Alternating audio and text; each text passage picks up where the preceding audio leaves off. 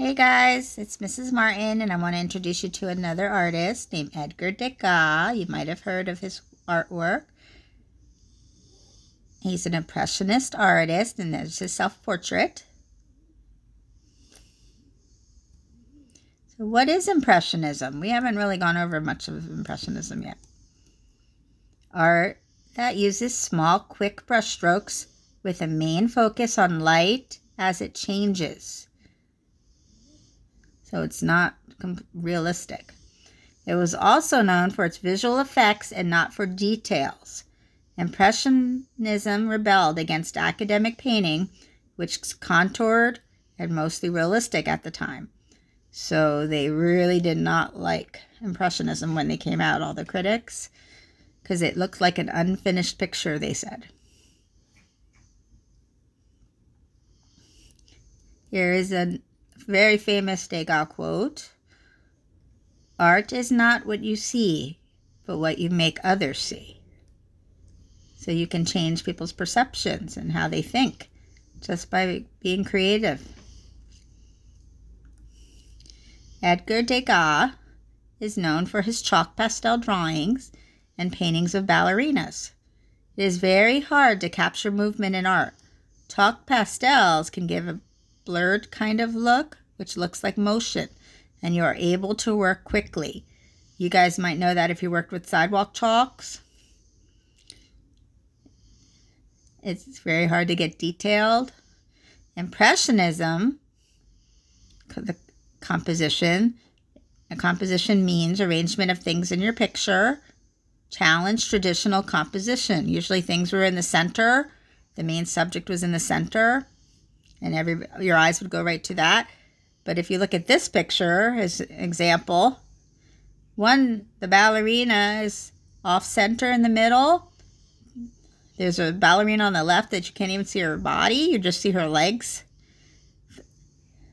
And another ballerina in the background is her face is completely covered by the hand of the front ballerina.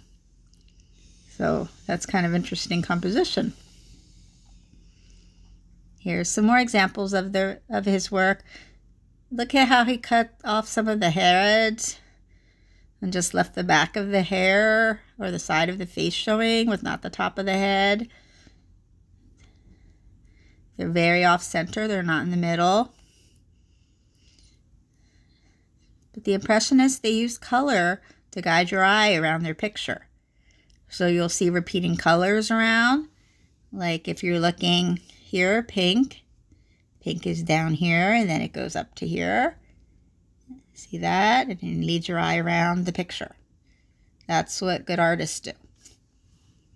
They use color to lead your eye around their whole entire picture. This sculpture is actually at the Philadelphia Museum of Art. I've seen it there, and there's several of them now. The sculpture was originally in wax and clay with a real bodice and tutu and slippers and human hair. So it probably looked like a wax sculpture at that time. And then when Degas died, this family made bronze casts of this ballerina. She was a young ballerina at 14 years old. And they sent them all around to museums.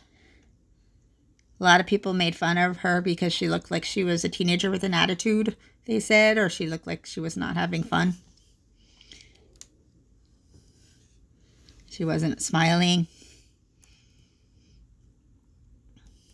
Here are some of his oil paintings, because he also worked in oil paint, not just chalk pastel. Degas was also known for horse racing images, which is another hard thing to capture because horses and racing, they do not hold still. But look at this painting. It's from the horses from the back, not even the fronts of the horses. It's like they're running away from him. That's an interesting composition for an artist to pick. Here's some more. And he put the horse behind the pole. Here are his horse and jockeys sculptures. Again, he usually worked in wax and clay, and you can kind of see it on the right. The texture looks like clay, and then they made a bronze cast of it. So they made a mold and poured in the bronze, and that's how they make a cast. And here's another strange composition. He did the orchestra, and you could see them, and you could see the ballerinas on the stage, but their heads are chopped off. And on the right, you see the back of the heads of the musicians, and then you see the ballerinas. So, his drawings are really beautiful. These are his drawings, but again, they're very blurry and not focused and detailed on the right anyway. Here's another one of his quotes. One must do the same subject over again 10 times, 100 times. In art, nothing must resemble an accident, not even movement. That's why he probably did so many. And I found this interesting fact. So, 2 men dressed up like police officers. They walked into the Isabella Stewart Gardner Museum in Boston and walked out with 13 pieces of art valued at $500 million. 5 of them were art by Degas. So I think there were 1 painting and 4 drawings. And they're right here. But there's pictures of them if you happen to see them around, okay? Now, Misty Copeland, she's a ballerina currently, and she recreated some of Degas' famous artwork. So, can you see her on the right? I think that was pretty kind of really cool idea. And his last quote, and then we're done with Mr. Degas. It is all very well to copy what one sees, but it is far better to draw what one now only sees in one's memory. This is a transformation in which imagination collaborates with memory. I really like that quote. So you guys can let me know what you think of Degas. And I'm going to do a sample drawing then of a ballerina. So I'm not sure if the guys want to participate in that, but they can. It's always good to draw, and it's pretty hard to draw dancers. You know. Anyway, love, hugs, kisses, all that, and I hope we'll see you soon. Mrs. Martin.